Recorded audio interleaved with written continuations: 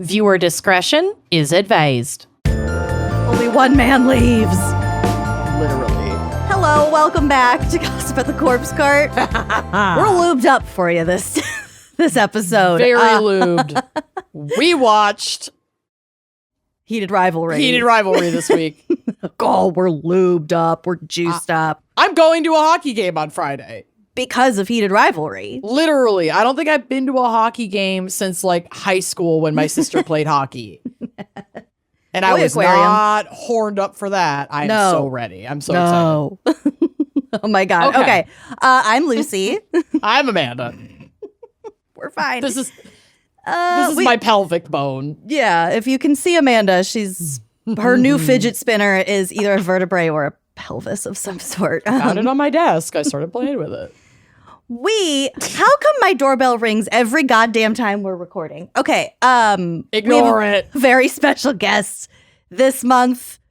I am going to cold read his name and wish me luck. Please welcome Butcher it. Brandon Schexnayder from Southern Gothic podcast. You're the best. Thank you. Did I do it? How we do it. Schexnayder.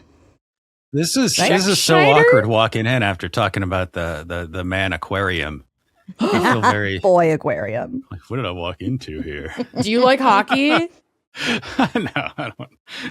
Well, but apparently I need to now because do you like hot dudes falling in love with each other and then showing that love in beautiful Copious expressions sex scenes of butt beauty? Because then you'll love Heated Rivalry.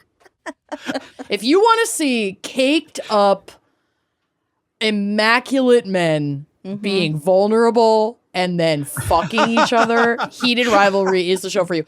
Also, if you want, excessive Russian accents. I'm talking to the 3 straight cishet male listeners that we have. I promise you, if you want to rekindle your relationship with your wife or female partner, if you need to turn on a woman, this turn is on Heated Rivalry. This is the way. This is I the will way. report And back next week. And, please do. let you Text know. us. Text us. Be We'll like, have babe, the follow-up Gossip at the Corpse Card for Patreon only, right? watch it after the kids go to sleep. My sister and I watched it over our Christmas break, and I had an auntie fail moment that I haven't told you about yet, Lucy, because I wanted to tell you about it on the show. So, who's Auntie Fail? I'm Auntie Fail. Who is Hunky Dory? Who's Gene Therapy? The girls are 9 and 12. And I think I just forgot that isn't, 16 and 13. Yeah. And so they were kind of resisting going to bed at bedtime. And Ashley and I really wanted to watch the next couple episodes of Heated Rivalry with our husbands. And so I said, girls, go to bed so we can watch our porn. And they said, what's porn? And Ashley didn't really want to tell them. And then Emily asked, well, is it scary? And we both at the same time went, no. Well, and then I burst out laughing, and then they knew they had us, like that there was something more here and they weren't going to let it go. I was crying. I was laughing so hard. And so we had to explain to them what porn was. And I think we did it really well. They've already had the, where do babies come from? They know what sex is.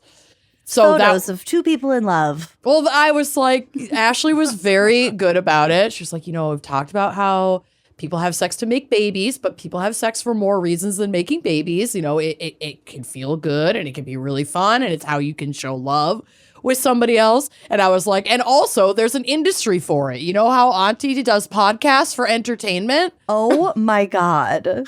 Well, they asked what porn was. So I was like, porn is when adults, consenting adults, we hope, provide video or photographic entertainment of sexual acts. And Emily just goes, I don't think I like that. We were like, you wouldn't. You're 9. It's not for you. Well, okay, so the reason we had to really explain it is because when we were resisting, really dove deep. Well, because when we were resisting explaining it, the older one goes, well, I'll just Google it. And Ashley and I both started screaming, no, don't Google porn. Fine, we'll tell you. Don't Google. I'll just Google it. And then we really drove it home to not have them Google it by being like, also, if you click on links like that, you'll probably get viruses that will break your iPad, and then your iPad won't work anymore, and we can't afford to buy you a new one. So if you don't want to ruin your iPad, do not Google porn. And they were like, okay, I guess we'll go to bed now. And we were like, okay, bye. And then we watched our show. Oh my God. So I'm great with kids, and you can trust me to babysit, and everything's fine. And it's teach fine. your kids an important lesson. Indeed. Don't click those links. Anyway, hi, Brandon. When did you first tell your kids about porn? When did you get here? Oh my gosh. You know, I have a 17-year-old, and we Oh, so found they already know. on her phone, like when she was like 9 or 10, we found she Googled sexy photos, but she spelled it SESKY. And yes, I love we this. could not, Sesky? we could not, yes, Sesky photos. So let's get so we had Sesky the talk about the same time. The talk. Listen, get at them before they start Googling. So that they at Google least they earlier know how than you think now, though. they do. I mean, they all have they're so fucking connected. iPads. Yeah. I remember the first time I found out what porn was. This is so dumb. It was from Blelly. Oh. And we were down at my dock, and she said, have you ever seen porn? Wait, this was either porn or weed. It was one of the two words. Have you ever seen porn? We'll go with porn. Have you ever seen porn? And I said, no, what's it about? What's it about? I need this movie in my life.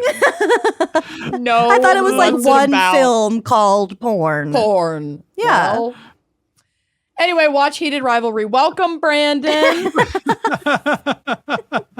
Thanks for Tell us having about me. yourself. Yeah. Tell us about your podcast. Tell us about, what's the worst thing you've ever done. Tell us about your childhood trauma. Lay it all out. Oh man, I Just kidding. It's only like a 90-minute show. We don't have that kind of time. We don't have time. Speaking of vulnerable men, here I am, and so therapist. I just tell ghost stories, guys. I don't do anything. Hell yeah. I don't play hockey. I don't I don't think there's really, anything special. Yeah. No, I just tell ghost stories. I'm a podcaster, and I don't know about you guys, but it's been a weird week of having to admit to people I don't know who come in town when you're go to dinner with people. Like, what do you do for a living? And you're like, but I'm not Joe Rogan. I'm not so one of those guys. embarrassing. Do you still get that too? Well, I feel like we've all been doing this for so long. I get it with feel that way. It shouldn't feel that way, but also I don't get asked that question that much anymore. I did get recognized at my niece's soccer game, though. Oh that my God. was cool. Yes. By one of her friends. By a random mom. There's a Coven member at the soccer game. Was also in soccer. Yes. That's incredible. It was incredible. Yeah. No, I think, when we started, you guys have been, 8 years or something? I mean, we've been going forever. Back then, nobody knew what it was. We're a month away from 9 years, which is as old as my youngest niece. It just sounds coming out of your mouth. A lot of people assume that I work at Lachelle's, the restaurant. Never worked there. I think I helped the day they opened. I don't work there. And then I say, I have my own job. And they're like, oh, what do you do? I have a podcast. Oh, okay. Cool. It's definitely in the top 5 most cringe jobs to tell people that you have. To tell people. Yeah. I love having my cringe job. I love my job. I'd like to keep it for as long as humanly possible so please I have work. there's a stereotype for like middle-aged male. Yeah, with a that's podcast. true. Yeah. You've got it way You guys are worse. at least It's like, really like, hard oh, to be a cis white man right now. podcast. Yeah, especially with the podcast. That is tough stuff. It's like, well, no, but that's what people assume. They're like, immediately, they're like, oh, what are you talking Okay. I about? have a men's rights Like- podcast. It's really popular. Have you tried my athletic greens, by the way? Yeah. Oh my god. What is your daily creatine intake? Do you even lift? But no, you don't dabble in any of that bullshit. You are telling the cool, tell the ghost creepy, the spoopy stories from. Are they mostly like down in the South? Because I know you were in New Orleans for a while, but now you're in Tennessee, right? Is that right? Yeah. So, right. I'm in Nashville now. So like, it's all Southern. Right. It's all, I mean, I tell people like what we do is we find like stories that like your mama told you growing up. And like, we find those old things and then we go, it's kind of more a history podcast than anything. Yeah. We tell the story and kind of break it down, do all that. And it's all narrated. It's like, it's kind of like if Lore had a baby with Radiolab or something, right? Like, you just Hell yeah. You know, it's that. That's it's a narrated. You know? That's a really spot on description. You did such a good job actually like giving good references to what your fucking podcast is. Because when people ask what our podcast is about, it's like, bitch, I don't fucking know. I have no idea. I have no idea how to explain it to you. It's sort 9 of years true in. crime. No idea how to explain it. It's mostly high, unhinged ramblings and then telling some crime stories. But you guys, like, y'all lead a cult. That's what you should tell people. It's a coven. You guys, it's not a cult. much. Okay, a coven. I mean, the people who listen to y'all. I mean, like I might have like one listener who follows me as hard as you have like a million over there, right? I mean, the Wine nobody's Coven following me. is hardcore. They're amazing. We love them so much. I'm scared to be here. I'm scared to say the No. wrong thing. Like I'm gonna have to. Don't be. Don't be. Don't be. We don't. They do like to drag straight men. Yeah, we don't just invite any straight white man onto this show. I think you're like maybe the third, honestly. It's truly. So, you know, you've been vetted. Like we look at shit for the men. You've been vetted. Yeah. Yeah. I want to make sure there isn't anything shady on your social media. I did Google your name and found a criminal record from someone who has a very slightly different name from yours. But I was like, who the fuck has the name Schexnayder? Like, it's gotta be him. But then I did it wasn't you. Thank God, because it was a really violent crime. It's such God. Yeah. It's like it's in Louisiana, and there's like the Republican House leader in Louisiana is like his last name is Schexnayder. But like I googled it, there was there was an Instagram profile of this guy named Brandon Schexnayder. Swear to God, and it said I am. What was it like? It was like mega Trump supporter. No. And I was like, oh like, shit, cease and like, desist. somebody's gonna find. Like somebody's gonna be like, oh no, like what are we doing here? Trademark You your know? name so that you can like sue him and shut down his social media, so you don't get Oh my God, a mistaken identity. I don't hate think they're backlash. allowed to do that. Yeah, I should have taken a stage. We're a name. very litigious country in America. High body count hair. I do have high body count hair right now. Do you know what I'm talking about, Brandon? Salt Lake City. Apparently, Brandon's a huge Real Housewives of Salt Lake City fan. Oh man, Yo. I keep up with the memes. Okay, Hell yeah. I'm the I think like the 2 hours a day of scrolling on Instagram. I'm that age now of like I'm too tired. Yeah. I have this saved in a special folder on my phone just With all your other heated rivalry stills. I don't have a folder yet for heated rivalry stills. I need to make that. But it's Britney's cartoon. I have an announcement. Oh my God, it looks just like her. I know, I love it. Anyway, we're not going to bore you with Housewives today. We're going to wow you. Bore you with something else. We're going to bore you with Gossip at the Corpse Card instead. Yeah, well, we sure are. And if you're new here, because I didn't really explain this, Gossip at the Corpse Card is our little monthly stroll down our news feed and inbox because you people send us some crazy shit. So Yes, you do. Yeah, this is like our clearing out, our airing, our we see you, we hear you, we do read your emails. Sometimes we choose not to respond. But yeah, we got some crazy headlines. We got some Coven Confessions. And I believe we have a hell of an obit here at the end. But I wrote these notes like 3 weeks ago, so I don't remember. So let's get into it. I can't wait to revive our memories from 3 weeks ago.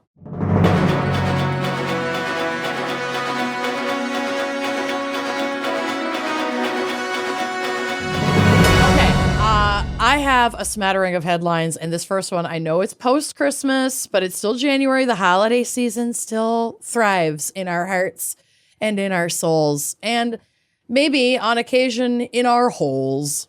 Oh my. So this is out of Scotland. This is from The Herald, and the headline reads, and the photos are incredible, so definitely navigate yourselves to my A-Pics folder in that Google Drive if you'd like to follow along. Mortified mother sends son to school nativity with inflatable sex toy. Which, to be fair, it happens. When you look at the inflatable sex toy, it's definitely some sort of like Amazon novelty shit. Like, it doesn't look, it's not a high quality toy. It just looks like a grossly proportioned inflatable sheep. Yeah. So unless you really looked, which the teacher did, so we'll get to it. So Helen Cox bought her son Alfie the 16-pound 99 cent, I don't know what they call it, quid, whatever it is, fancy dress costume on Amazon for his school nativity play, and he was delighted it came with a free blow-up flock. What? But Ms. Cox, 46, was puzzled when a teacher told Alfie to take the sheep home until she blew it up and found it had red lips, eyelashes, and a huge hole in its bottom. Yuck. The hole looks more like a fold. It's a pocket. There's a at picture. Best. Did I upload the picture that's just the ass shot of the lamb? Yeah. Oh, Okay, yeah. good. I'm 'Cause looking at it. That's my favorite picture in the whole article. You can't tell that's anything bad. I know. I don't think you can either. I think I I'm would have like, done the same damn thing. Also, Alfie too. is so cute with his I little know. dish rag Hat, Joseph hat. yeah, garb and His his little glasses. and his Lego bathrobe, Christian robe. I'm He's obsessed. wearing his costume. It is a dish towel with a rubber band for the headgear and then a Lego robe. He's so cute. I love him He's so much. So cute. The mother of two later discovered the same inflatable being sold as a stag night bonkin sheep. Ick. Yeah. That's Bonkin sheep. That sounds like a Bavarian last name. Also, Stag Night Bonkin Sheep, new band name, I call Bonkin it. Sheep. It's the worst thing. It's foul. Ms. Cox, a psychology student from Iowa, Scotland, Iowa, said, I Iowa. just can't believe it. I don't know whether to laugh or cry. How am I going to explain this to his teachers? I have no idea if they've seen it was a sex toy and that's why they sent it home. I'm mortified. Probably. That's probably how it went down. The outfit, which she bought on Amazon in November, was listed as Labreeze Kids Boys Brown Shepherd Costume Inflatable Sheep Nativity Fancy Dress Outfit. Oh my God. Oh my God. The like drop shipping long keyword names Yeah. of stuff on these websites always crack me up. Labreeze Kids Boys Brown Shepherd Costume Inflatable Sheep Nativity Fancy Dress Outfit. So it's not a dish towel with a rubber band. It's No, I don't something that think was he's- ordered. No, I think he's not wearing the official costume in the photos that were taken for the article because the Lego robe. Whoa. We didn't look this up on Amazon yet. We don't Oh, have the that's link smart. to- Okay, Why don't hold you on. click Hold on. Hold on. We gotta I'm look. copy and pasting it. I'm copy and pasting it. Okay, hold on. Amazon.com.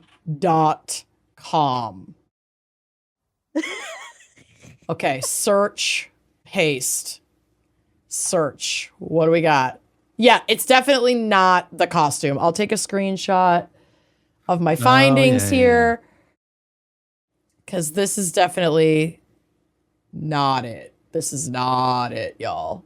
I'm putting. But where's the sheep? The sheep is not showing up in any of these. I don't know if because I don't think she even realized They might have taken that it was down. going to come with the sheep. Oh, they might have, maybe. I'm dropping the screenshot I found it. of our search results. You Amazon, found the sheep? Amazon UK. Oh, yeah. I went to com instead of UK. Brilliant. All right. Well, glad we got to the bottom of that. Yeah. Hold on, I'm putting in my address. Oh, thank God. I gotta. Oh, I found the sheep. You found it? I found the sheep. Ew, the Found the Stagnite sheep. Bonkin sheep. Stop saying it. I love it. Inflatable sheep, blow up sheep themed party supply. There's nothing. They changed the name. They're hiding now. Yeah. They're hiding They're now. trying to cover It their isn't tracks. until you spread the tail end. Ew! Oh, Don't my. say spread. I said it was a pocket. Oh no! It is kind of like a pocket. There's this nice man who's holding the sheep in one of those little AI stock photos. cradling it. Ew. I don't like Upload all those Yeah. photos. Okay. Ew, upload it. It's going down. Ew, show me everything.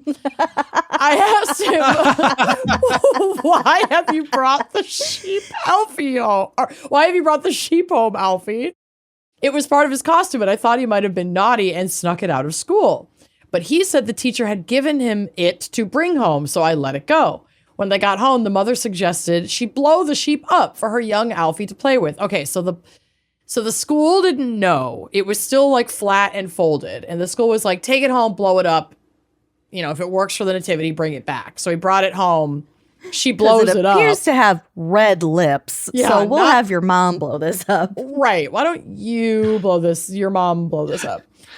Without knowing how to get the doll back from her son, Miss Cox has now devised a plan to get the sheep back without any awkward explanation by telling Alfie the elf on the shelf took it. Because how they had to get rid of the sheep. Oh my God, I hate Elf on the Shelf. I know. It's I so know. gaslighty. I know. My nieces do that too. It's I don't know why that exists. It's evil. It's evil. It freaks me out. And my niece lost a tooth. So we got Elf on the Shelf, Santa, and the Tooth Fairy that were all active in the same week that I was there. What's next? Jesus? Right? Is he risen? Is he risen? What are we gonna believe next? I can't keep up with all of this.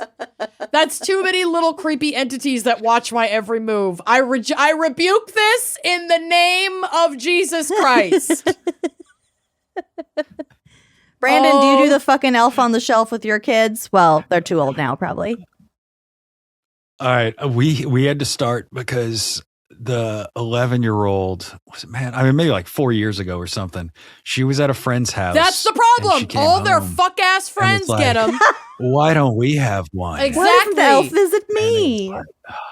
It's like, because you're bad. Yeah. You're bad. You're a bad child.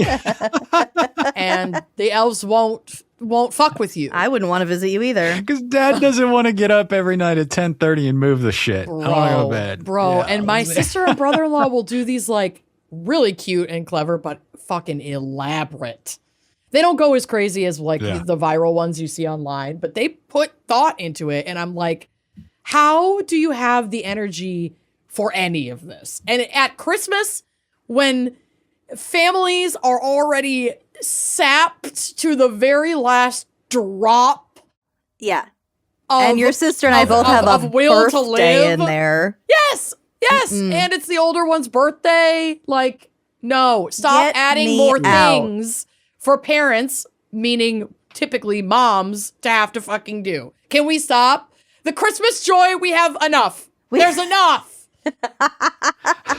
There's enough joy in this house. There is enough joy in this house.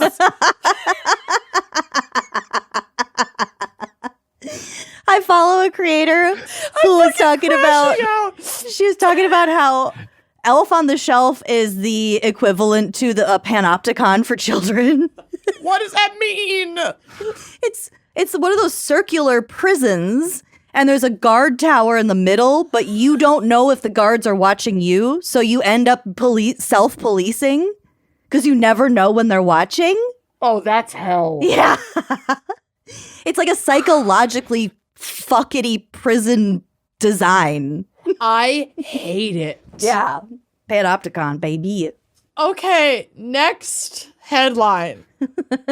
We have enough joy in this house. Between explaining to your nieces what porn is and screaming, we have enough joy in this house, is everyone finally understanding why I chose not to have kids? It's the most wonderful time of year, you stupid bitch. Now shut the fuck up and go to bed so I can watch porn. Also, my favorite Christmas tradition is listening to David Sedaris, the Macy's elf, Santa Land Diaries. Oh, so good. And the mom was like, one of the kids was like, well, if you don't behave, you'll just get coal for Christmas. And he goes, Santa no longer traffics in coal. Instead, he breaks into your house while you're sleeping and he steals all of your things, all of your appliances. Your food's going to spoil. You'll be left cold in the dark. Jesus. No. That's the Christmas lore I'm going with. It's too much. I can't wait to see how weird your kid is. Oh my God, she's on her already way. Weird. I love how weird she is already. Okay, next up, this is definitely our most submitted headline in a minute. I had like 700 emails in my GAC folder. Is this the one that Blortney also sent? We were both like, we know. I think probably. This is from WFSB.com, Eyewitness News 3, The Wax. Heck. The gummy is hitting. Also, I took 2 gummies, so this could get really bad really quick. Happy New Year. Quote, he was just having a good time. Raccoon that passed out in liquor store reportedly broke into other places. What? This is the cutest picture ever. The raccoon just splayed out all fours, belly face down next to a toilet. That's a photo they took. That's so, I love his little hands. The raccoon was found drunk and passed out in a Virginia liquor store on November 29th and has broken into other buildings in the area, according to a local official. He's thirsty. Yeah, feed and water him. Look at his little ears. They're so cute. He's so cute. I love raccoons, but like I've never understood people, because I have seen some creators on TikTok or whatever that like have exotic pets and they have a raccoon. And it's like, that bitch has hands and like opposable thumbs and is way smarter than a dog. It's going to get into everything in your house. Everything. Cuter than dogs too. It could probably pick locks. Like that thing, this is not it. I don't know what you're thinking. Let them just be in nature. In your home. Oh. Not in your home. Not in your home. Hanover County Animal Protection. Your booze. Yeah, they will. Literally. They'll steal all your appliances. Look at him. God damn it. Santa won't This come. is worse than Elf on the Shelf But right the here. Christmas Kind of. raccoon will come and he'll steal all your appliances and he can get in because he has opposable Little thumbs. black hands. all over your stuff. His little claw paws. I love him. Hanover County Animal Protection Officer Samantha Martin said Thursday on the Here in Hanover podcast that it was the raccoon's 3rd break-in. This is not the first time he does. This is not the first time he's been in one of the buildings. He was in the karate studio. I think he got into the DMV, ate some of their snacks one time. The businesses are all located in the same strip mall. After the raccoon was removed from the liquor store, and do you see the other photo of the carnage in the liquor store? He did a number on this. Well, only like the plastic neon yellow like margarita mixer bottles survived. Totally. I'm getting gut rot just looking sour. at this bottle. It's just sour. It's so nasty. It looks like Mountain Dew, but worse. Yeah. I cannot. After the raccoon was removed from the liquor store, it was taken to the shelter where it slept for a few hours in a dog kennel. Thankfully, it was not hurt, quote, other than maybe a hangover and poor life choices, the Hanover County Animal Protection and Shelter said in a statement. They've got a hole somewhere in those walls of that strip mall. I'm telling you, they can pick locks. Do they know it's the same raccoon? I mean, what if there's a whole family that knows how to gain access to these businesses? I don't think I can take in a whole family of raccoons that can break into a strip mall and live their best life. Like, that's not fair. They're living my dream. And I have to believe it's only one so that my jealousy doesn't turn me into a vapor. Okay. Okay. Can we honor my need right now? I'll put a lid on it. Are we able to honor that? Okay. Thank you. I'll make space for your... Can you make space for my raccoon wound? My wound of jealousy? My rejection It's time for joy. Dysphoria is really activated, right? It's always about you. It is, and it will continue to be. Here we go.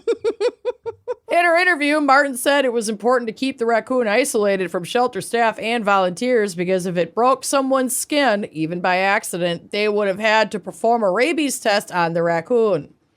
She said a rabies test can only be done if the animal is euthanized, and they do not want to have to euthanize the animal. I forgot about that. That's a whole thing.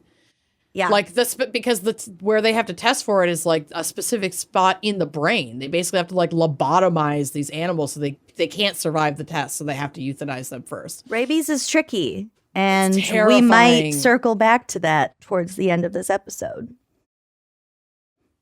I'm not cool with that.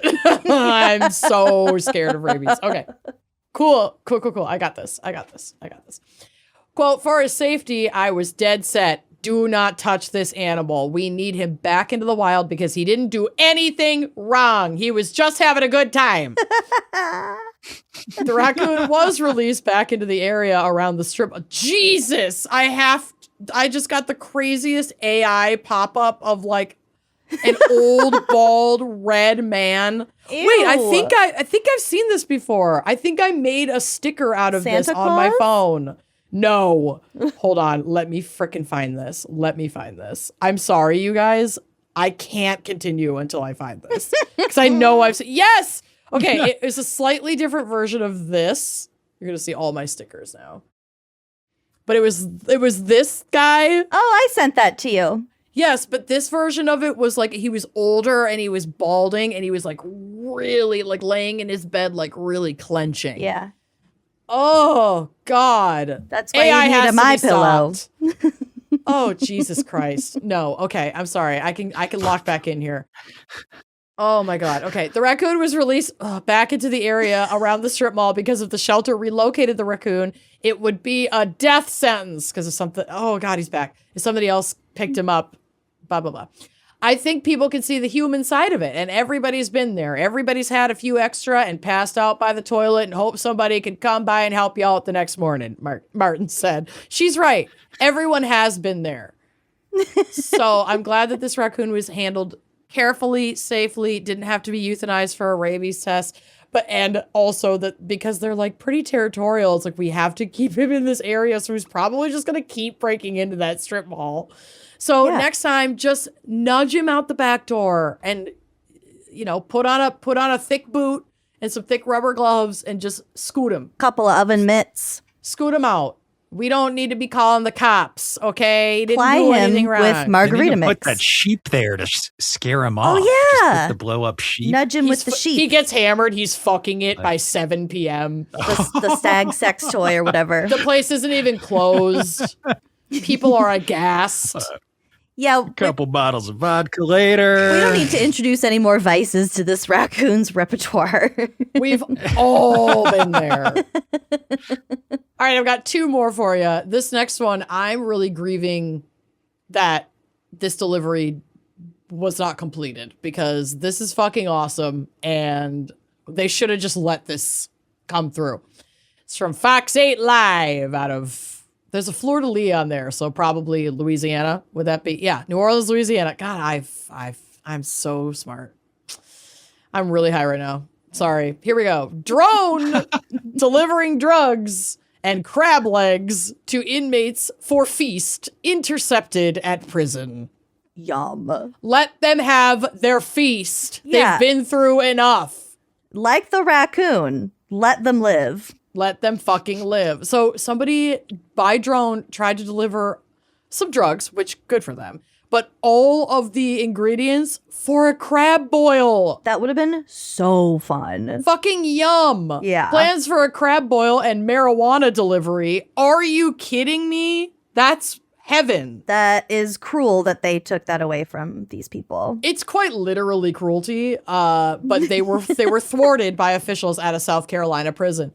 The South Carolina Department of Corrections said Monday that officials recently intercepted a drone delivering several items, including marijuana, to the Lee Correctional Institution in Lee County. Honestly, if they hadn't included the drugs, I could see. I want to believe in a world where they would have turned a blind eye. They would have let them keep it Mm-hmm. if it were just the crab boil fixins. Yeah, I know in my reality. ACAB logic, mind. I know that they wouldn't have, but I want to have hope. I want to remember what hope might feel like for 1 minute. But yeah, I hope everybody gets a crab boil and a fat joint. Everyone fucking deserves that. Yeah. It's America. What have we become as a nation? Truly. Corrections officials released a photo showing the other items that were seized, which also included crab legs, Old Bay seasoning, and cigarettes. This is my perfect night. On. This is my perfect fucking night. I've had this night. I've done this. They're Marlboros. A whole case. Like, a whole carton. A big long box? Yeah. Wow. Let them have it. God, that's mean. You can't get any of this shit in commissary. They deserve this. There's some nice meat in here too. They included a steak. This is fucking awesome. Who sent it? Do we know? I'm not sure. Prison officials did not indicate whether any arrests were made. So we don't know who sent it because I think they just intercepted it and didn't put any resources towards seeking out where it came from. I would hope. Because it's such a benign and harmless and honestly very sweet and loving attempt to provide a little bit of comfort and joy to someone they clearly know behind bars. Yeah, whoever sent this really loves that person. If if a friend showed up on my doorstep with fixins for a crab boil, weed and cigs, I'd be like, move in. Yeah. Share my life, take me for all I am, because I'll never change all my colors for you. My kingdom for a crab boil. Share my love. I'll never ask for too much. All that you are and everything that you do. Okay, next headline. I don't really need to look very much further. Okay, this is the last one.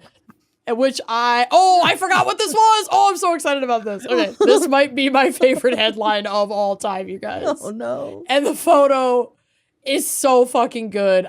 Thank God I uploaded it. Okay, good. I remember to upload it. Here we go. This is from Pink News, the Pink News, which is queer femme media. Yeah, so girl news. Obviously, this is going to be amazing. Octogenarian, which means 100 or older, as we know from 80 or older. crimes. Isn't? Oh, yeah. Centenarian. Well, I'm just going to go launch myself into the sun. But it's been really nice knowing you guys. Any raccoon would know that. And I'm ashamed. Octogenarian wins, which, as we know, means 80 or older, because Lucy just corrected me on that. Wins best technique at lesbian pie eating contest. Quote, savored every morsel. Oh my God. Good for her. You're not ready for her name. You're not ready for her name. Oh my God. Babs Deitch won best technique at the contest. We're allowed to laugh at that, right? I honestly didn't know how close it sounded to the slur until I said it out loud for the first time. And Just it hit now? me way harder. I just loved her name. I wasn't really clocking that. Maybe it's But Deitch. It might be Deitch. We'll but- go with Deitch. I mean, that wasn't intentional. A That's how I lesbian thought pie it was eating? pronounced. It might be Deitch. It might be. Look at that picture. I don't think she'd be offended. I'm if- obsessed Oh with my. her. Is that AI? She's got her Instagram. I don't think so. Her handle Instagram here. is on here. Oh my God, I'm looking her up Thanks, right Babs. now. Yeah, hashtag thanks Babs. At thanks Babs. Oh, the shirt, you can actually read what's written on it, so I don't think it's AI. I can see beach and shops and... Oh my gosh, there's video of it. Oh my God, Ronan Farrow follows her. Roll that beautiful... Who does? Ronan Farrow. Here's the video. She just won. She's waving. She's thanking her fans. Hell yeah. Look at her. Oh my God, her great-grandkids are there. Her dog is there. Oh, this is incredible. Oh, she's doing pussy fingers. I love her. Ah, the tongue.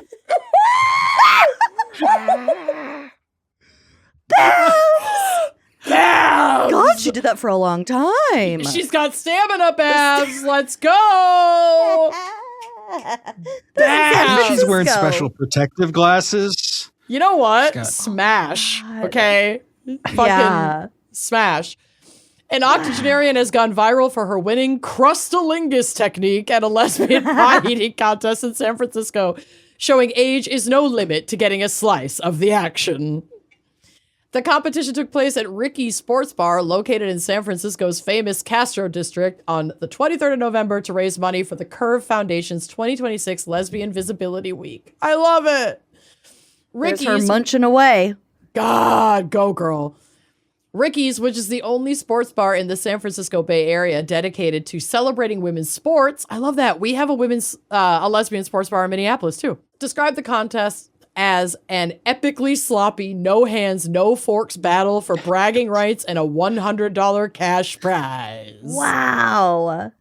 Amongst the creme de la creme of lesbians eager to shove their faces in something sweet for a good cause and a good time, no doubt, was octogenarian Babs Deitch, or Deitch, who took home the title for best technique in the contest. Sharing clips of her participation on her social media, Deitch stated her winning technique proves once and for all that experience matters. Is that the end of the article? No, I have another tiny bit left. Well, may I point out, the hat that she's wearing is in fact a felt beret. Yes. And according to the videos that I am watching on her Instagram, it just has a little like bedazzled Paris, and the A is the Eiffel Tower on the edge. I love it. She's so cute. I love her. And her like cardigan muumuu, she's wearing like 4 shirts. Yeah, she's got to protect against the cream. She knows what she's doing. This is not her first rodeo. When interviewed about her approach, she said, "I took my time savoring every morsel of crust hidden beneath those sweet hills and valleys." You. Girl! Obsessed. Heated rivalry who? Right? Babs is an icon. I want to read all of Babs's like millions of pages of fanfic. Bitch, I know you have them. Nobody says savor every morsel of crust hidden beneath those sweet hills and valleys who hasn't written some super gay fan fiction. And I need it. I want it mainlined directly into my vagina and clitoral region. Oh my God. Deitch has gone viral for her skills with a video posted on Friday, November 28th, showing her being cheered by the crowd before sticking her tongue out in between her middle and index fingers, having gained more than 48,000 likes. Gained. Although it was Deitch who went viral for her best technique victory, she was not the contest's overall winner. That was an accolade awarded to a contestant named Jen. Quote, "Iconic, diva, the moment, my goal in life," one Instagram user accurately commented. Accurately. "When people ask me about my future hopes and dreams, I'm just going to show them this video," another said. Whilst a third similarly wrote, "I see my future, and it is bright." Absolute legend, a fourth said, and we could not agree more. Overall, the event was a smash hit and raised $2,000 for Lesbian Visibility Week. Wow, San Francisco, you really showed up and showed out this weekend, the Curve Foundation wrote in a statement. The San Francisco Lesbian Pie Eating Contest at Ricky's Bar, San Francisco, was an absolute smash, and we're still riding the high from all the joy. Thank you, everyone, for bringing the incredible energy, and congratulations to every single participant. You're all winners in my book. Oh. So live your life like Babs Deitch. Yeah. That's my only resolution for 2026. Be gayer, eat more pie, and be as more weird. Puss. Eat more puss, and be as weird as you fucking want to. Live in your authenticity, and you too may go viral for absolutely eating the fuck out of a pie. Holy shit, we should all be so lucky. Yes.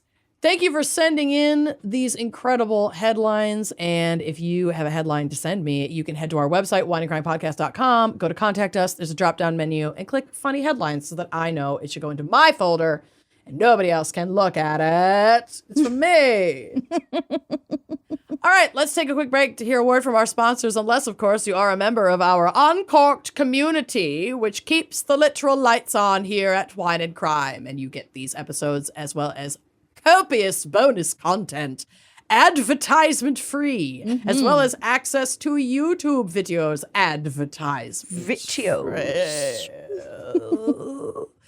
Thank you. We'll be right back.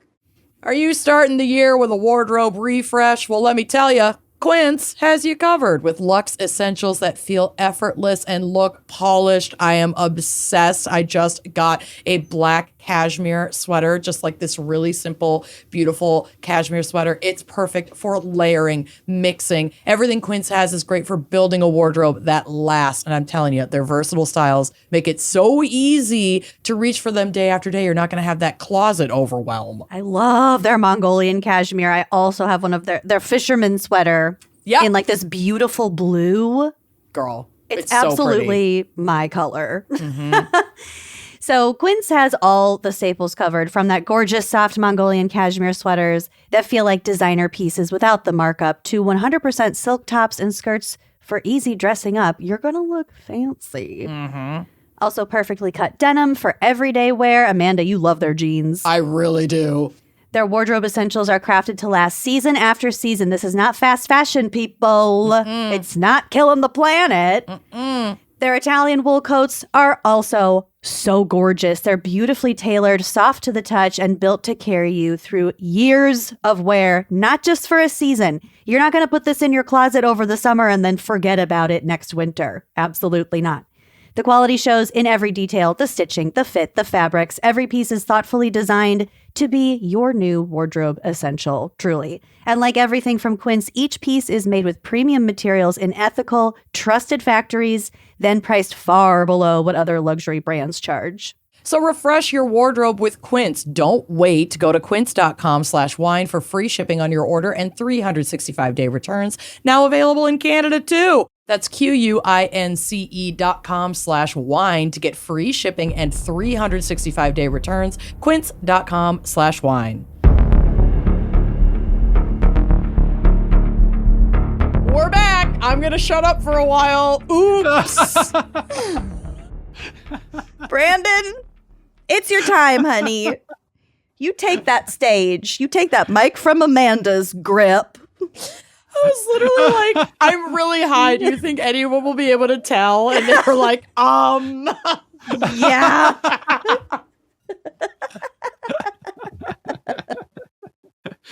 We love it. We love it. Oh my God. I consume the amount of marijuana that would put a Victorian child in a coma so fast. Okay. What does it do to a raccoon? The question. Yeah. Yeah. Love that maybe the raccoon stuck into Amanda's house. Yeah, I think that raccoon may be my child. I think so. Like mother, like son. Okay, Brandon, just so you know, we have not read these confessions. You have not read these confessions. Only Andrea has read these confessions. And if any of them sound personally targeting to you, that's not an accident. Andrea's very good at her job. It's part of our search to make sure the straight boys aren't the worst before bringing them on to Wine and Crime. Once I found out you weren't the super violent criminal that I will not repeat your offenses. Text me them later. I want to know. It's a real bummer. I'll just send you the link to this person's court. Done. The other Brandon Schexnayder. The other Schenectady. Brandon Third Schwarzenegger. page of Google. Yeah. It wasn't the third. I don't research that hard. It popped right up and I got real nervous. I have to go look now. This you, bro. Google yourself. Google yourself. Oh, is that the Don't first Google confession? We're gonna read the brief from the. Absolutely not. It is way too dark. Is it really? I'll send it to you guys. Love it. So yeah, take it away, boss. Read All those right, confessions. I'm nervous. You see. should be. It's called ghost hunting. How bad could this be, right? How bad could this be? How do you feel about I've heard shit, these piss, before. and blood? Yeah. A question we forgot to ask a previous guest, and he got real queasy. Poor Ashwin got so queasy around He the has a nosebleed thing about one. he has a thing about blood, and one of his confessions was just someone was brutal. bleeding out of their eyes. It's like they had plugged up a nosebleed that was so intense that by the time they got to the hospital, was coming out blood of from their- their sinuses was streaming down their face like tears. And poor Ashwin is like got so. He got Probably really should have told pale. you I have a really hard time with blood. And we were like, fuck. You're in the wrong friend group. He stuck around. We're besties. It's cool. He's married. It's obviously not that bad. All right, bring it on. All right. What we got? All right. So, ghost hunting. So the worst things I have ever done all involve my little brother Owen. They He's a always little over fucking 3 do. Oh, they told him about porn. No, he is a little over 3 years younger than me. I am an asshole, but in my defense, so is he. I'm pretty sure it's a hereditary thing. Anyways, here are a few of the very funny, maybe mean things I have done to him. First, when he was about 8 or so, I told him that we had a secret 18-year-old brother. He didn't believe me at first, but I ended up convincing him that our parents had a secret love child in high school. Oh my God. But he had never met him because he was arrested just before Owen was born. I went even further and said he was sent to be tried as an adult, spent 8 years in juvie, and then moved to an adult prison. I was so This is convincing so that elaborate. he asked Yeah. my parents about it when we got home from school. Oh. His name was also Brandon Schexnayder. And it sent him away. The Not next very thing I did creative. was tell him that a ghost lived in our basement. He was bugging me one day and I didn't want to play with him. So I told him to go ghost hunting and that I couldn't go because I was afraid. We had a new house and no one had lived there before us. So it took a little storytelling for me to convince him there was a ghost. I told him that a construction worker was putting up walls in our basement when a 2x4 fell and landed on his head, killing him instantly. Oh my. I Okay, told this Owen person that, is sick, but what a storyteller. Yeah. I'm obsessed. older siblings are awful. I know, I was one. I'm the younger sibling. Lucy is. Are you the oldest, Brandon? I'm the oldest. Yeah. Lucy's also the oldest, and so you're the torturers, and I am a recipient of torture. Sometimes you don't want to play. We had a basement in Connecticut that had a lock on the outside of the door, and my sister used to put me in that basement and lock it from the outside so I couldn't get out. Oh, that's kind of scary. It's sick. Y'all are sick. Anyway, What's bad continue. though is I don't remember doing anything like that, but I bet if you got my sister on here, she'd like go for 2 hours. Yeah, Like I know I well, did, but I don't remember what it is, right? Next month's Gossip at the Corpse Cart guest is going to be your sister, so she can get on here and redeem herself. That's I don't kind think of it's gotta be a gossip. That's the full-on true crime one, I'm sure. I'm I ready. didn't pull it that's all kind out. of like when I first moved into my house, which is over 100 years old. I brought a psychic over and he told me there was a lot of fear coming from the basement, and he kind of got the feeling that the older siblings locked the younger siblings in the basement. They got really freaked out. So they just that's where all the fear came from. Fear coming from the basement. Always what you want to hear when you're moving into your new home. Yeah. Speaking of trauma. Yeah. All right. So we got a dead construction worker. Let's see. A little 2x4 fell and landed on his head, killing him instantly. I told Owen that he haunted our basement, and then I gave him ghost hunting spray, which was just water in an old perfume bottle. So it smelled nice. Then I told him to spray it downstairs. If the water particles floated away and down like anything sprayed in a mist does, then it meant the ghost was there. Oh my God. Hours you're down diabolical. Can you imagine? They spent hours down there, convinced there was a ghost until my mom reminded him his sister was a total asshole and not to believe a word I said. Wow. The last thing I did made him cry. Killed him. As if the other ones didn't. We had a tradition called the Christmas pickle. We have a Christmas pickle. Do you really? Is that a thing?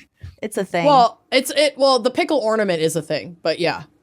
We don't do like a real pickle, but yeah, it's German. You put a pickle in your tree, and then like the first person to find the pickle gets to either open a gift early on Christmas Eve or be the first to open a gift on Christmas Day. No Christmas way. Pickle. Yeah. Learned something new. All right. Well, that's where they're going That's here. some deeply white lore that we're dropping on you. And they say white people have no culture. Exotic traditions. We got pickles. Our culture is rife with beautiful traditions. Fermented food based. Pickles and blow up sheep. And Yeah, fuckable sheep, pickles. Lutefisk. Not pickled. Well, kind of. Yeah, it's pickled. Pickled herring. That's my tradition. You love pickled herring. Oh my gosh.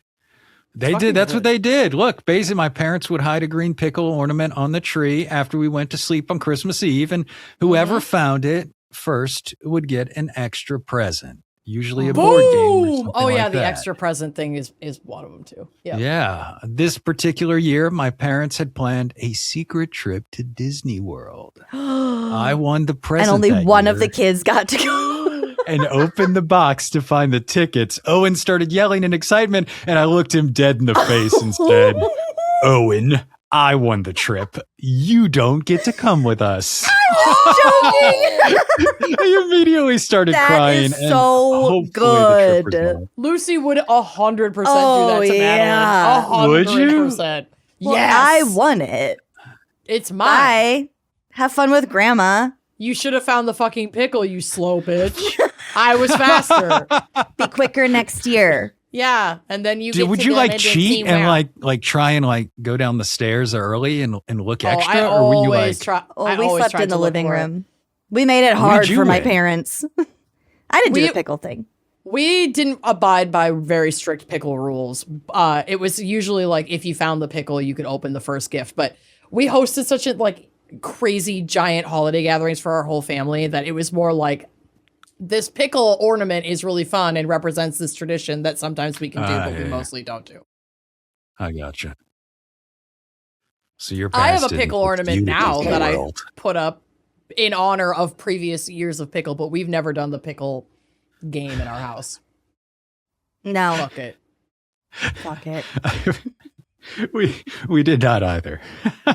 Yeah. This is Bana Poo.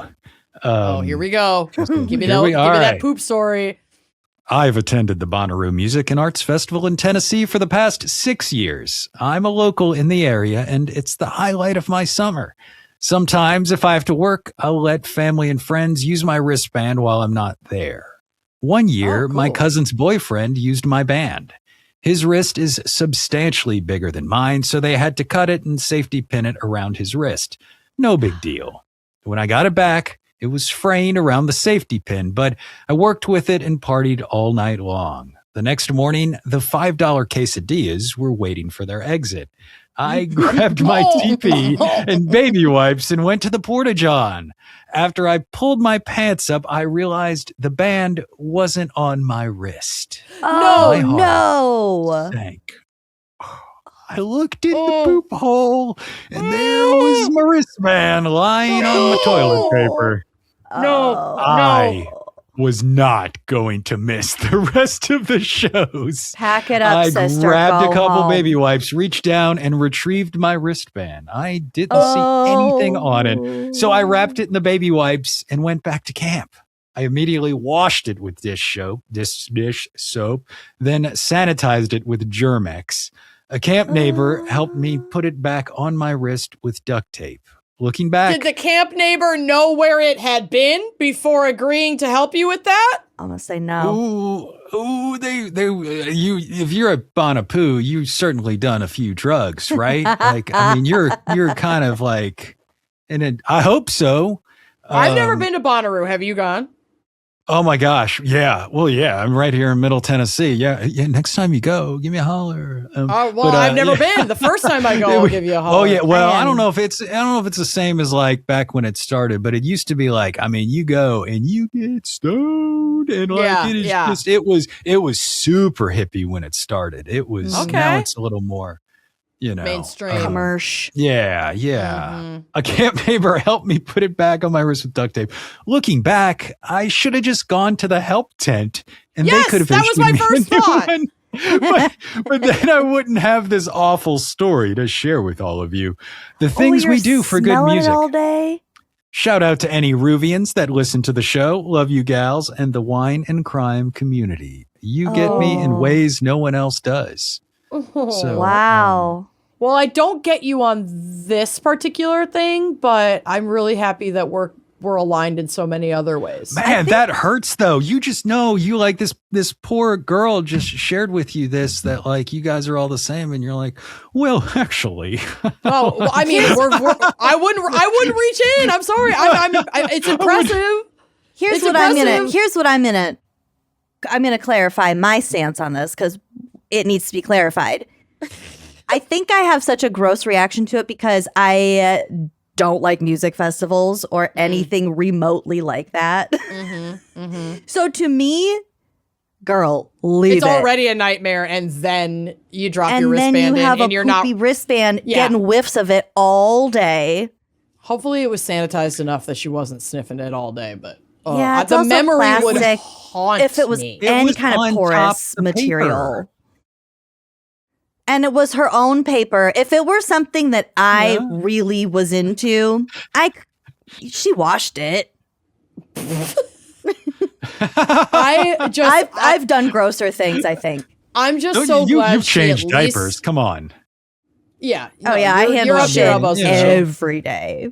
But I just appreciate that she acknowledges she could have gone to the help tent. Because as you were reading it, the first thought I had was there's got to be a customer service or something desk. Like, go there and tell them what happened. You're already inside. You could bring your friend that you came with that also has a wristband. Like, I would be doing anything I could not to put my hand in that porta at a music festival porta-potty bathroom.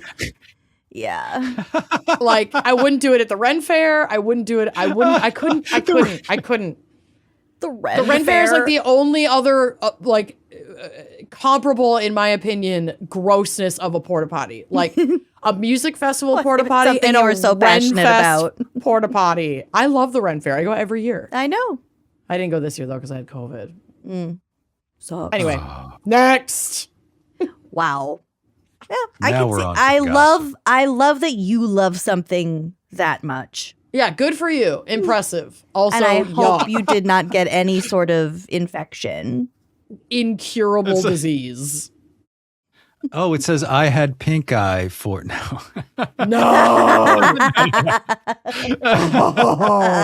Came home with pink eye. No. Lucy knows I'm very easily tricked when I'm high, so don't exploit that. Don't bring up bananas. Oh no. All right. Don't talk about banana XO gossip ghost. We're gonna think. Okay. Oh man. All right, we'll go back to the supernatural horror stories instead of the porta potty ones. Yeah. All right. What do we got here? All right. A few years ago, I had created a Skype account for an online audition. Although I didn't use it, I kept the Skype app on my phone in the hopes that I would need it for a callback. One night, I got a message from an account I didn't recognize. It was someone named Ben, who was so excited to have found me. I chatted with him, thinking he was someone I had met briefly who I just couldn't remember. After a while, it became apparent that I did not know him. So I assumed he stumbled onto my account looking for someone with the same name as me. I let him know that he had the wrong person, but he was still insistent on chatting with me. Oh, no. Men are so creepy. I'm sorry, guys. They're awful. No, I've seen MTV's Catfish, so trust me when I say I know the signs. I got a weird vibe from this guy. He asked a lot of too personal questions about the type of stuff I was into and kept trying to steer the conversation in a sexual direction. It was not long before I was accidentally sent a picture of his dick. I was not having any of this. However, I am a big believer in the phrase, play stupid games, win stupid prizes. Win stupid prizes, yes! Yeah. All right, I like the direction now. If this guy was going to catfish me, then I was going to catfish him even better. But I wasn't going to scam or get nudes. I was going to make this guy think I was a ghost. I came up with this week on Southern Gothic. I came up with a backstory that I revealed in bits and pieces in our conversation over the following weeks. According to the story, about a year prior, I had been in a head-on collision while driving over a bridge. My car flipped over the bridge into the river below, and I was in a coma for several weeks. Upon waking, I had found that my fiancée was completely ignoring me in our shared home, and I couldn't figure out why.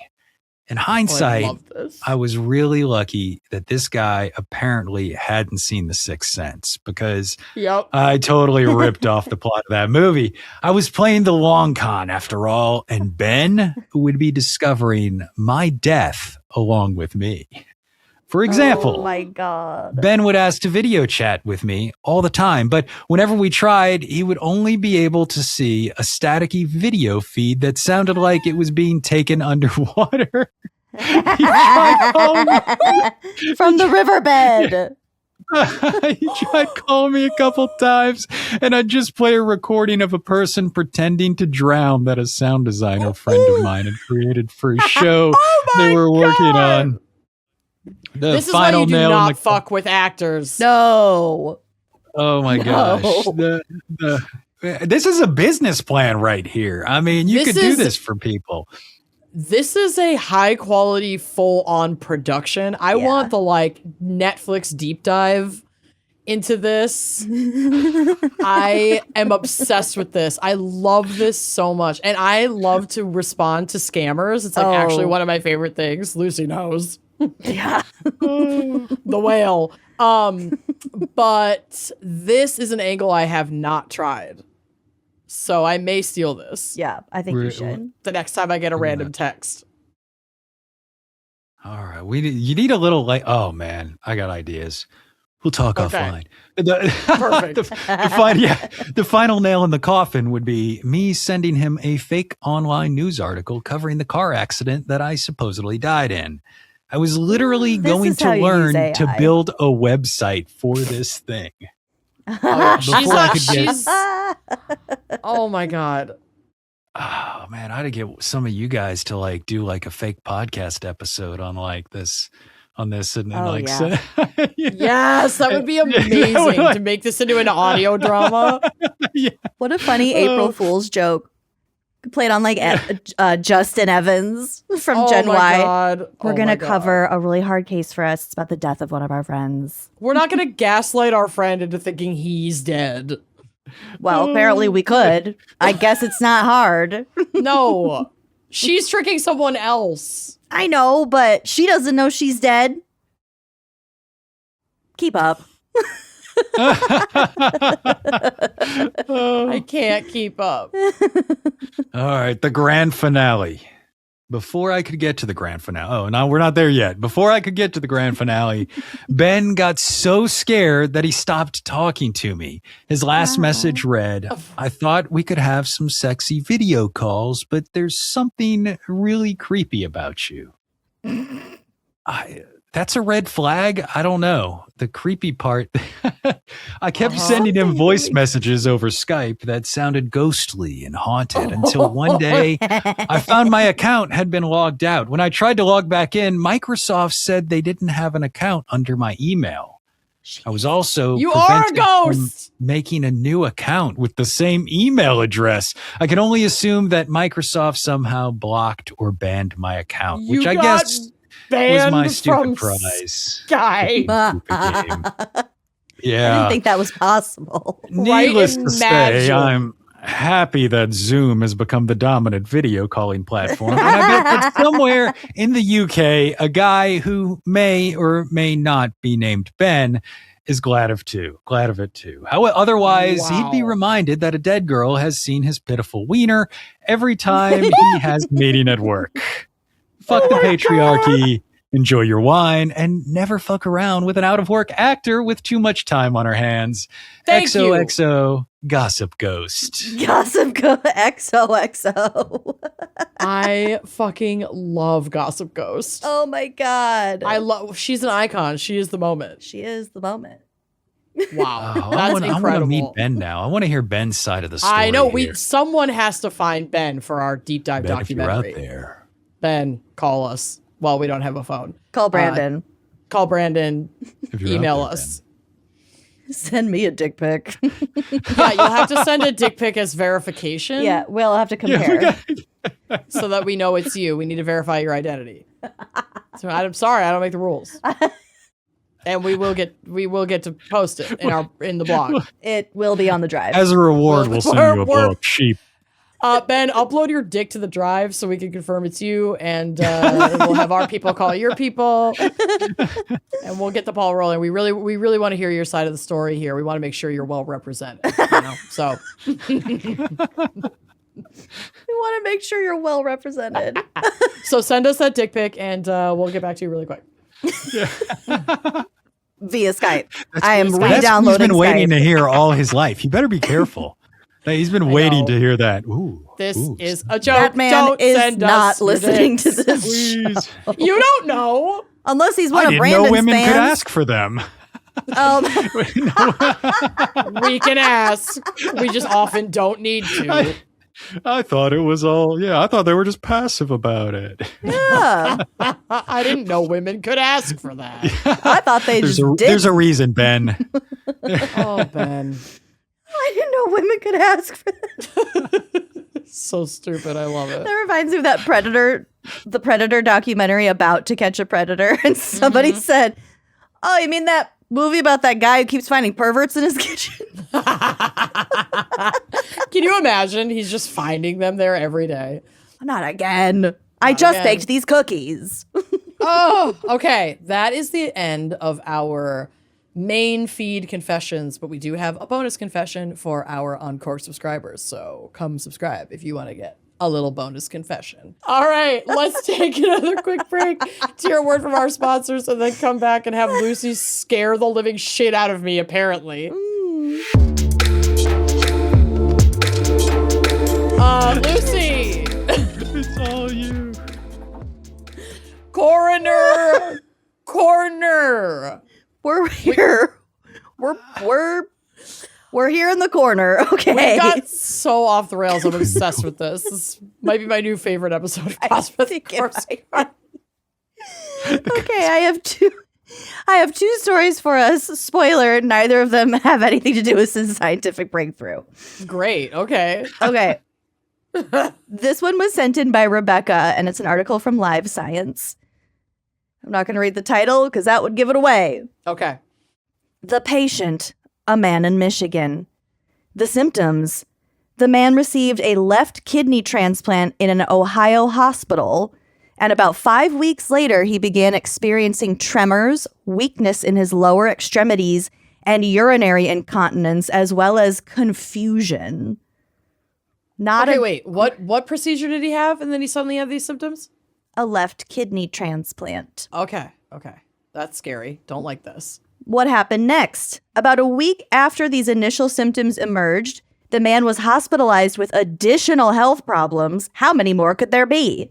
Including fever and difficulty swallowing. He had also developed hydrophobia, or an irrational fear of water. No, it's rabies. Once hospitalized, he required breathing support with a ventilator. No. So here's the diagnosis. The man's doctors suspected that his signs and symptoms indicated a rabies infection. What the fuck? So they consulted the Ohio Department of Health and U.S. Centers for Disease Control and Prevention, or the CDC, ever heard of it, about this case. Oh, God. Various clinical samples from the patient were sent to the CDC for testing and ultimately came back positive for rabies RNA. No. Which is the genetic material of the virus, as well as antibodies against the virus. So he fully had rabies. Oh, no. The treatment. Within a week of being hospitalized, the patient died of his infection. Yeah, you almost never survive. I think there's only, 2 people on record that we know of that have survived a rabies infection that progressed before they could have vaccine intervention. I'm about to tell you the exact answer to that question. Oh, God, okay. Once a rabies infection is established, there is no effective cure available. There are only about 30 reports of people surviving symptomatic rabies in medical literature, and doctors can't yet reliably replicate this outcome. So those 30 cases could be some kind of weird Pure fluke, luck. or they don't know why that happened. Or some rare antibody It's or ghost whatever. peppers. Who knows? Ghost peppers. Ghost It's like peppers. lemon on a pepper cut. It's like rabies on a pepper cut. As such, rabies is nearly always fatal. Ugh. Yeah, it's terrifying. People who suspect they may have been exposed to rabies, so for example, after being bitten by an animal, a bat flying around your fucking living room, can be treated with anti-rabies antibodies or vaccines to help prevent the virus from triggering an infection in the first place. So just because you've been exposed to rabies, that doesn't mean that it's like taken hold. And it can be dormant for a little while, I think. I don't know about that. But that would make sense. Because That it's dormant until you're developing the symptoms. And that, yeah. So it's important, if you think you might have been exposed, to go get those shots immediately. Is exposed though? Is exposed like, I mean, you got bit? Is that what that means? Or is it just like there's like a bat in the living room and you're like, I had a bat that in was my just living my own room. personal experience. No, I think it's through saliva, It's a bite. I think. Yeah, it's a bite. Because I've had a bat in my living room and I wasn't bit. But you do I was just saying. With a bat, though, those teeth are really sharp and you could not realize that you've been bit. It's kind of like a tick situation. So if you have had an encounter with a bat where you had to like make physical contact with it, you should like check or have someone help you check your body if it was like flying around you just to make sure you don't have any bites. But if you don't have a bite and you didn't it didn't bleed into your mouth, you're probably going to be fine.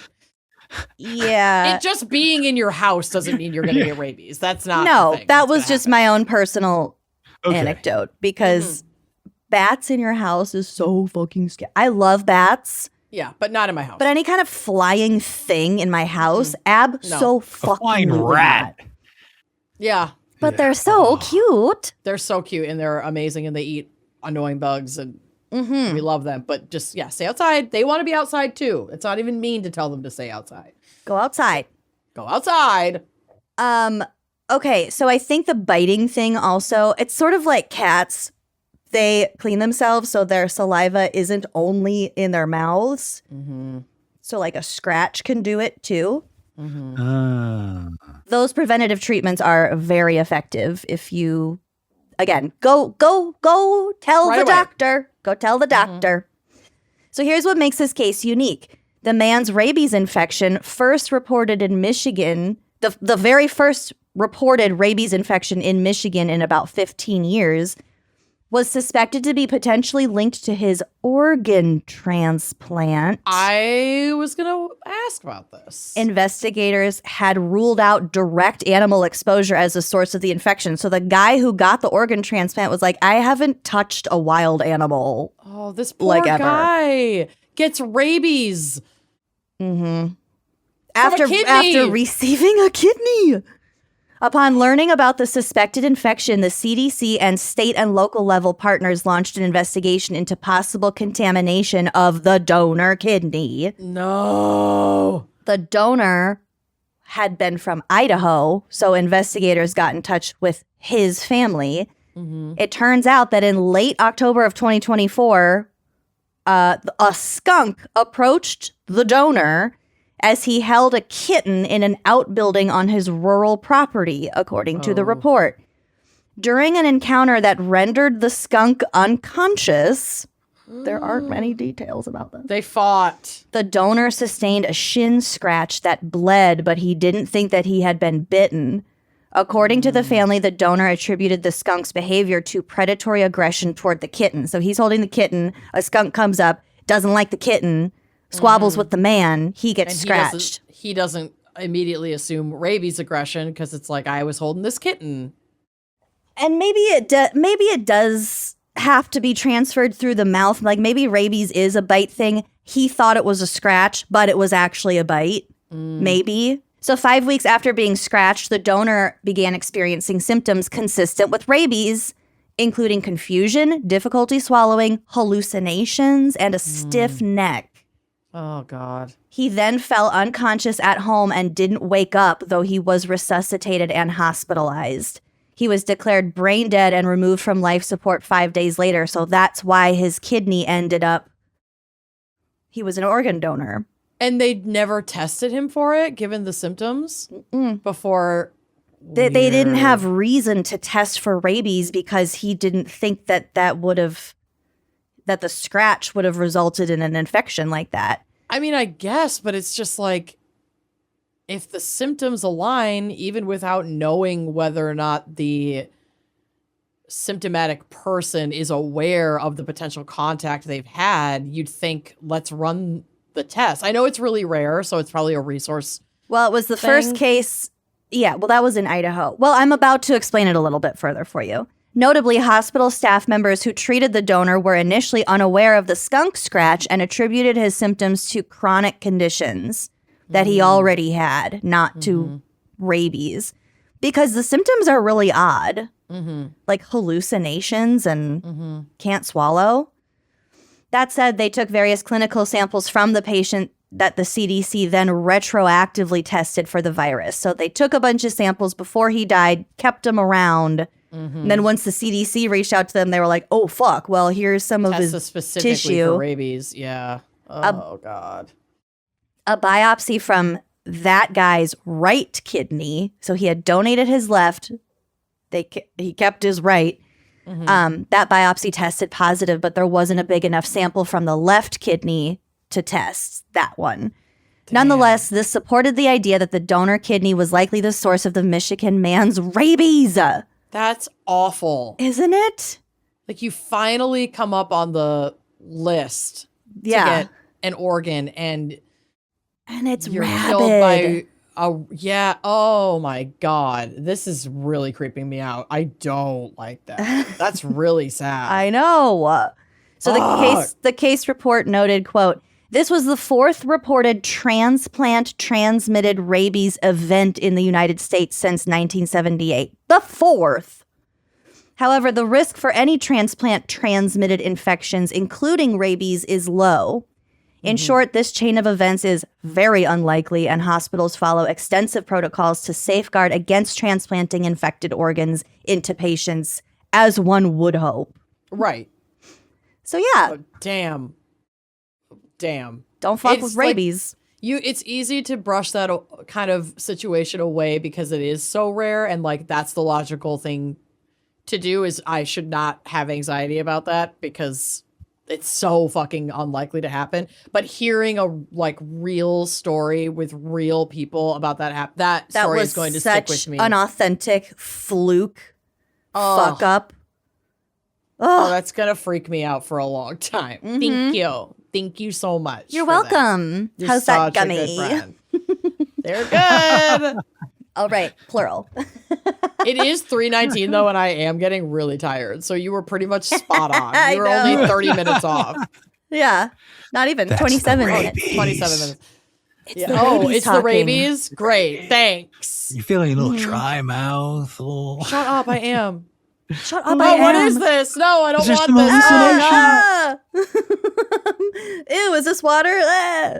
Okay, I can drink my water. I'm fine. I don't have rabies. Next. But are you a banana? No, I'm not. I'm good still. Okay, so I have an obit for us. It is a little bit long. It is so goddamn sweet. This was sent in from Coven member Elizabeth, and it is written by a writer journalist. Her name is Katie Weaver. She has written for The Atlantic and like a whole bunch of other publications. She's a very good writer. Mhm. So Elizabeth, the one who sent this in, wrote, "This just came across my Twitter feed. His daughter wrote the obit and posted a link to it with the caption, 'I'm afraid I have to share very sad news about a very nice man.' Oh. This obit made me wish I had been fortunate enough to know this very nice man." Oh. So with an opening like that, I had to read the whole thing. So here's the obit. It's very, very nice. "We hate to tell you this. The world's friendliest man has gone away. You might have fallen in with John Weaver as a delinquent child. It could have been he who brewed the worst coffee of your life. He may have waived your library late fees. It's possible he sold you a fantastically expensive home stereo system. Maybe you were one of the passengers he was driving that time when a tire shot off the bus on the interstate and started rolling back toward it on fire, and John managed to safely maneuver the bus off the road. Oh my God. Because he really was the best driver of any vehicle of any size in the world. Damn. Perchance you were once his waitress, and then after he began spending most of his time in a wheelchair, he somehow charmed you into bringing his food directly to his house because John Weaver, with his jack-o'-lantern grin and voice like butterscotch pouring over a sundae, was someone for whom other people seemed inexplicably compelled to perform favors." Oh. So if that doesn't paint a fucking picture, I don't know what does. So beautiful. Perhaps there was no mystery.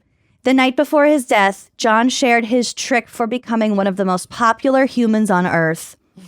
"I like people." That's all he said. He enjoyed befriending strangers, especially when they were in a hurry. When people did favors for their new friend John, the sun shone on their hidden talents.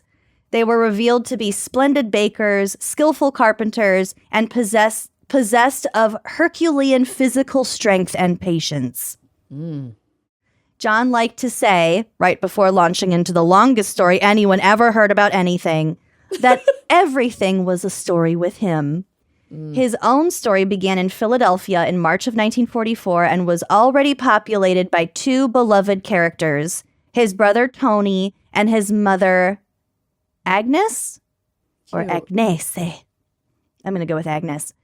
By the time another brother, Billy, arrived, John was old enough to help look after him. Once on John's watch, a term used loosely, in fact, John had fallen asleep. Billy crawled out a window and down into a gutter. Oh no.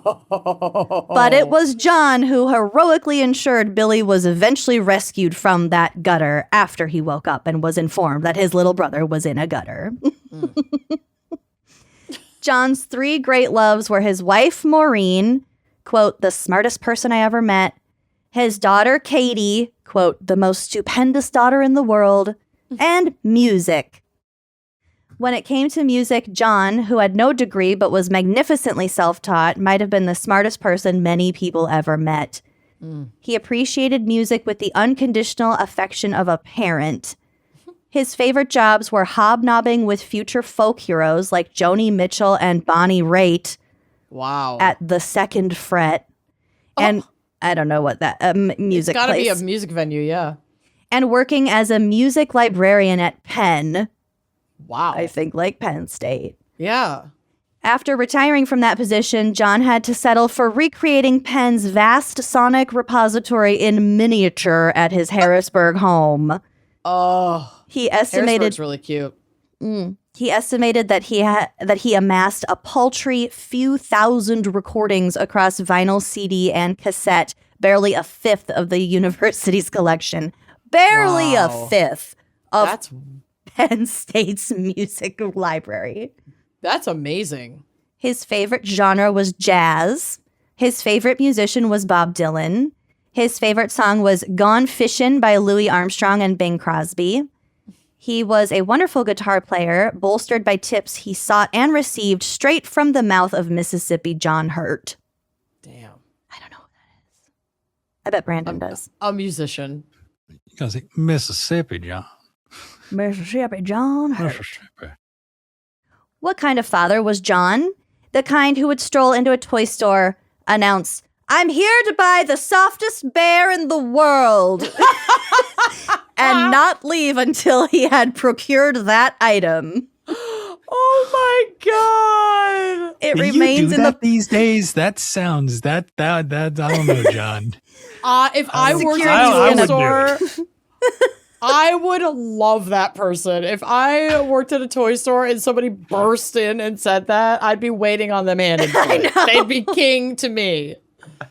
I'm taking this Here are my customer- softest 10 bears. Take Yes. your pick.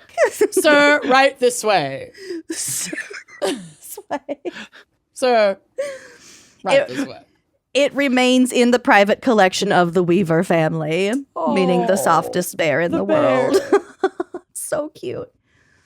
Okay, so what kind of a father was he? The kind who refused to tell his anxious child that where he was driving her, to teach her that a little uncertainty sometimes leads to the Perseid meteor shower. Perseid? I think isn't it Paracid? That one meteor shower. Yeah, I don't. Or Hawk Mountain. Or a banana split in the middle of the afternoon. The kind who answered phone calls from his daughter with the yelled question, "Is this the smartest and most beautiful girl in the world calling me?" Oh my God, I love him. Oh, I love him so much. And who endured a 4-hour daily commute to secure her access to discounted college tuition. Oh, I bet that's the Penn State thing. Wow. John was the kind of too good to be true father that only exists in movies because, having grown up without one, movies are what John studied to learn how a dad should and could be. Wow. John's eyes twinkled like the fuses of cherry bombs. Oh. He took the scenic route. They failed to make him stop being left-handed. Oh, Yeah, the Catholic schools. My dad went to Catholic school. He wasn't left-handed, but he remembered. I think kids all having of to- them. They had to being train him out forced. of it. Mm-hmm. He asked every person's name and delighted in those names as if he had been given them as gifts. Oh my God, my heart. This is so beautiful. It's the best obit I've read in a long time. It's so good. He relished making others laugh, though his own base guffaws seemed to surprise him. He understood the value of paying more for the better chocolate. Oh yeah. He never had any money because he spent what little he acquired on music paraphernalia, donations to public arts organizations, and the better chocolate. He requested that his obituary emphasize the following. This is in all caps. He had fun! And he could never understand why everyone wasn't from South Philadelphia. Hell yeah, brother. John Weaver would want it to be mentioned here that the cause of death was the Philadelphia Eagles' recent poor playing. That he would rather die than see anything like that again. Oh my God, that is so funny. You killed me, Eagles. Yeah, that is such like a Philadelphia sports fan thing to do. I'm obsessed with it. It's literally in his obituary. to just shit on the Eagles a little bit on the way after death. Yeah. What a fucking move. What an icon.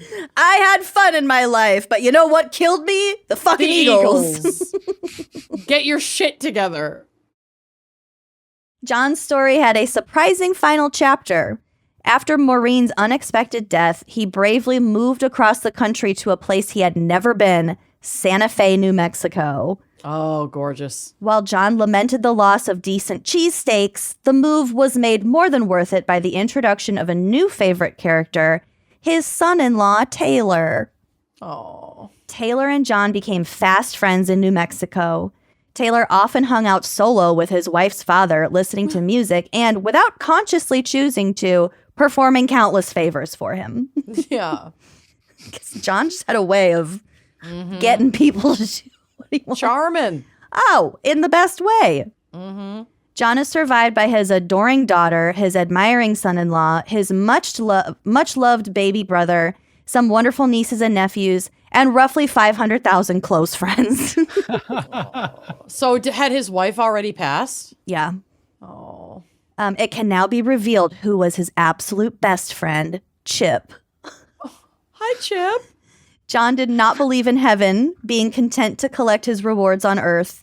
He would have stayed longer if he could have. He loved getting to know you all. Oh. His eyes glittered like cherry bombs, the fuses of cherry bombs. It's such a beautiful picture of who this person was. So good.